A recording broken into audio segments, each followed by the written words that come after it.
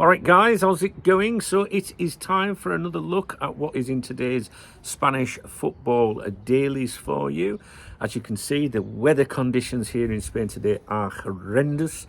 Not sure what I'm supposed to do with that cloud, like, you know what I mean? How are you doing?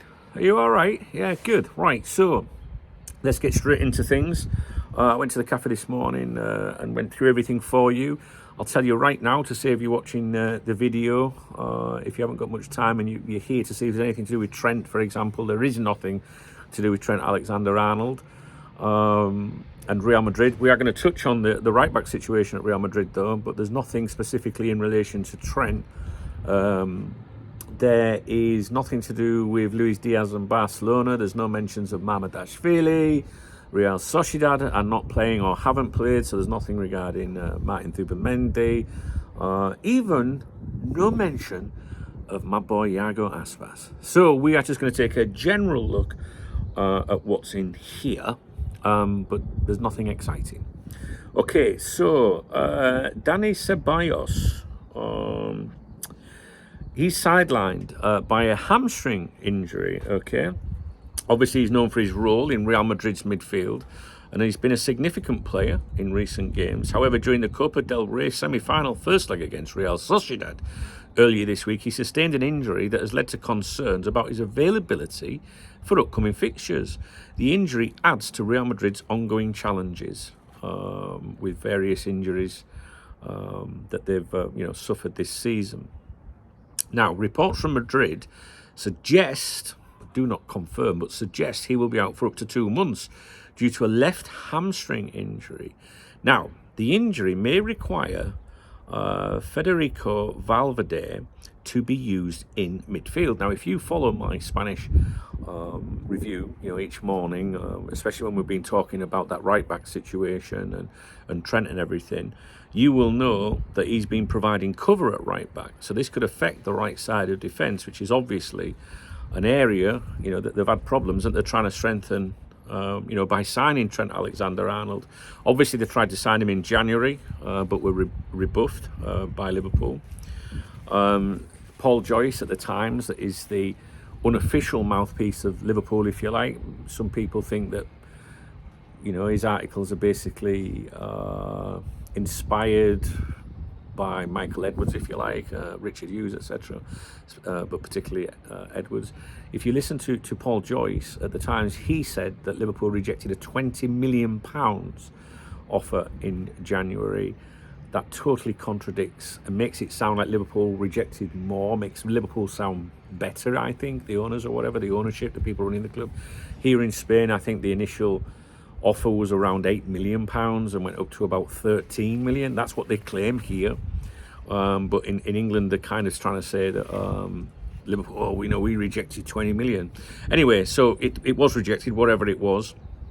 Now listen, Trent's deal expires at the end of June, as you know, but there's been speculation in Spain, not from anyone credible, I must add, that Real Madrid may ask Liverpool to do them a favour and release Trent earlier from his contract once the season ends, so that he can be available to play in the FIFA Club World Cup. And Real Madrid's first game in that tournament is scheduled for Wednesday the 18th of June against Al Hilal at the Hard Rock Stadium in Miami. I don't think there's a great interest in this tournament, but I think, is it DAZN, DAZN? I'm sure they've paid ridiculous amounts of money to broadcast that tournament. So they're trying to really hype it up this year. So just have a little nosy into that. I'm sure there's some, they've paid an absolute fortune for the rights to it, from what I recall. So, yeah, basically, with that injury to Ceballos, they might have to move things around a bit. So there could be a bit more pressure on that right side of defence. But, at the end of the day, they can't do anything about it, can they? The transfer window's not going to open again. But there are suggestions that maybe they'll ask Liverpool, can you let him, release him sooner? Okay, so that's that one. Now, we're going to talk about Tchouaméni. It's funny because, I struggle with pronouncing names, unless it's Jack Daniels or John Smith. And you do get people that take the piss in the comments, even though you know what they know who you're talking about. I don't mean like bantering with you, do you know what I mean? You'll get some people that are really insulting. But I'm yet to see any of those people ever attempt to try and produce all these names and remember how to pronounce and everything. You know, they don't have podcasts or YouTube channels or anything. And it's all, I always feel like saying, well, if you can do a better job, why aren't you doing it then, nutcase? Anyway, just a bit touchy there. Please, if you're going to take the piss out of me pronouncing names, always put an emoji, laughing faces. Otherwise, I'll think you are taking, I'll get fucking rid of you. Trigger happy around here, guys. Anyway, there's an article about Tchouaméni. What did I used to pronounce it? Tchouaméni? I don't know. Maybe I pronounce it. I don't fucking know. You know what I'm on about, don't you? Tchouaméni shines in multiple roles for Real Madrid. They're picking him up today in Marca. That's the pro Real Madrid newspaper. They're saying Tchouaméni is good for everything. And they say the Frenchman had to listen to the whistles of the Bernabeu very recently, meaning the boos. But he has been convincing both as a centre-back and in his natural position. They're picking him up in the media now. And previously, they were saying, there was articles, you'll remember this a few months back now, saying he'll never be a Real Madrid player as long as he's got an hole in his arse. Well, they didn't use those exact words, but that's what the Real Madrid, well, it's the same thing, the Madrid-based media was saying. They were saying he's not a, you know, Real Madrid player, but they're bigging him up again now, probably because of that injury. He had to listen to the whistles of the Bernabeu very recently, but he has been convincing both as a centre-back and in his natural position. Obviously, this is a player Liverpool once made a primary transfer target. I'm sure you remember that.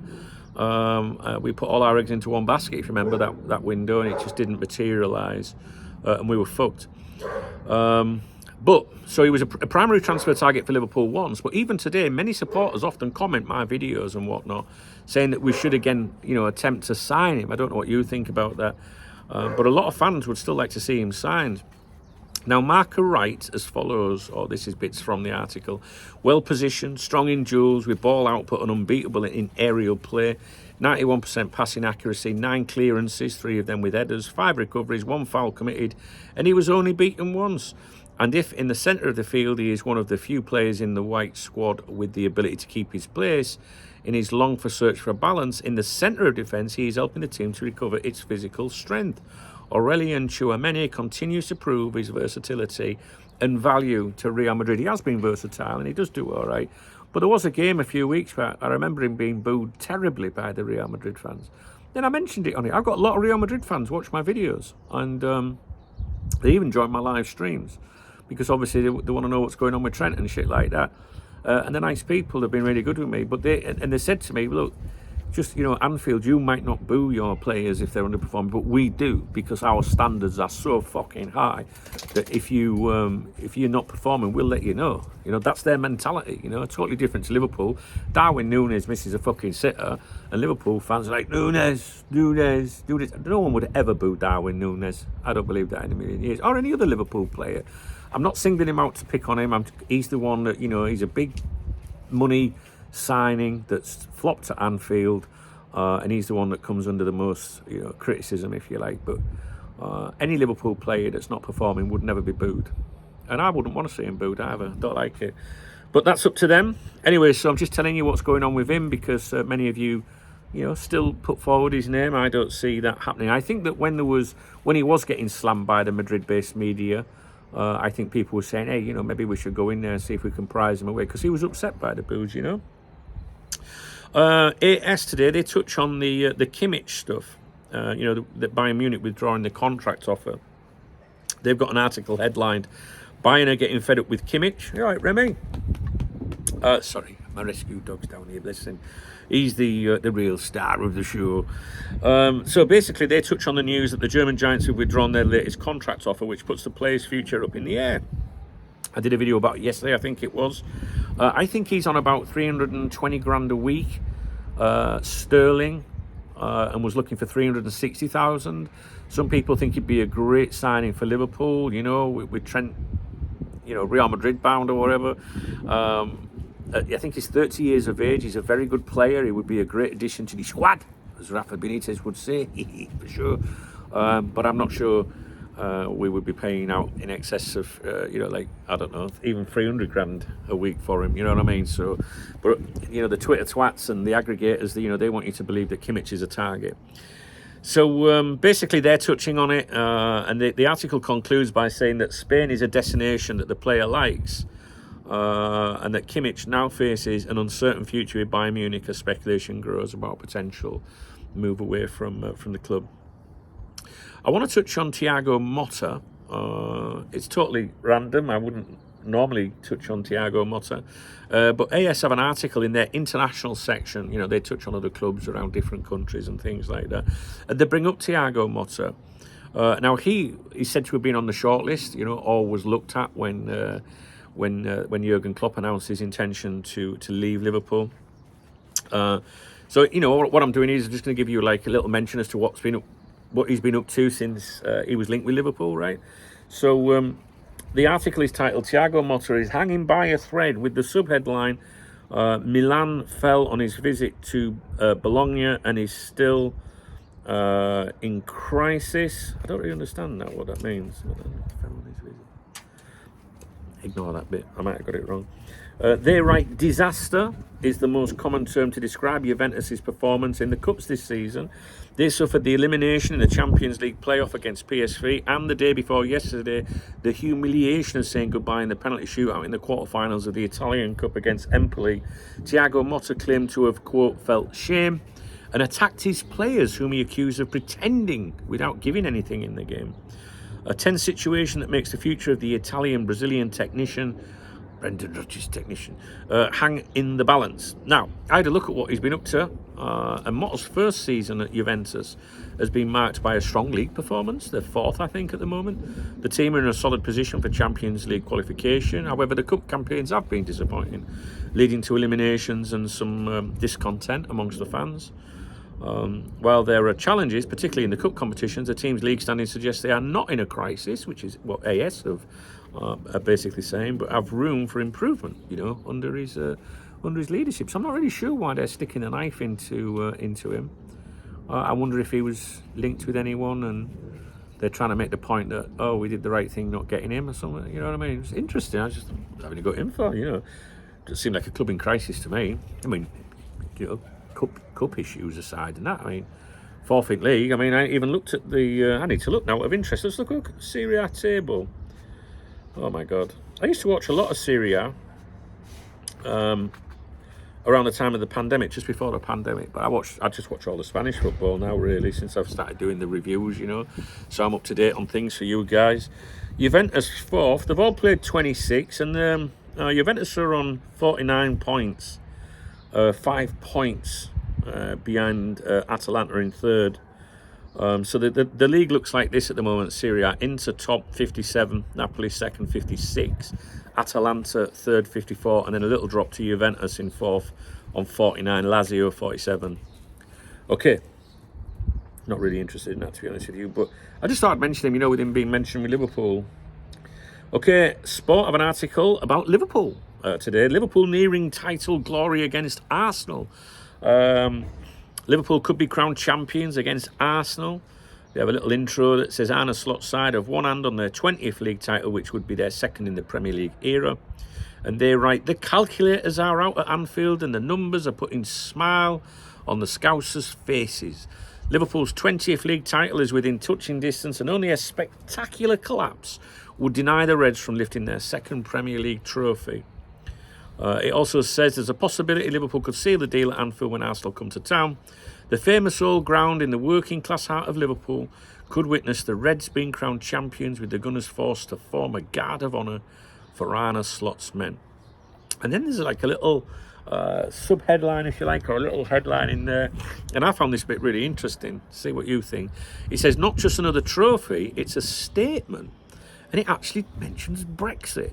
It says, in England, the league title is the holy grail, outranking any other competition. It is for me. I think the modern day fans are probably more interested in winning the Champions League. But for me, I'm old school. The league is where it's at. He says, English football's obsession with its domestic crown has only intensified in recent years, particularly in the post-Brexit era. Do you think that? The same national pride that fueled the 2016 referendum is reflected in football, where the Premier League is seen as the ultimate competition, far beyond the glamour of the Champions League.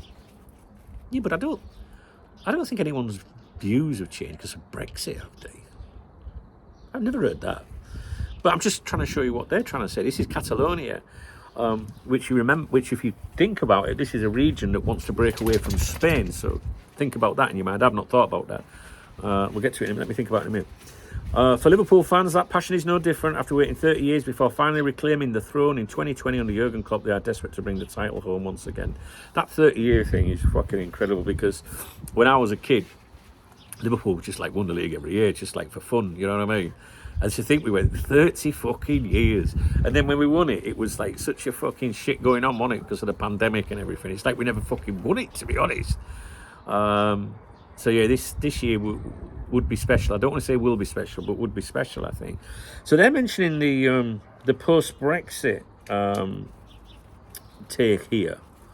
Obviously, this is a region that, you know, doesn't consider itself Spanish. You know, they'd want to break away if they could, form their own little country or whatnot.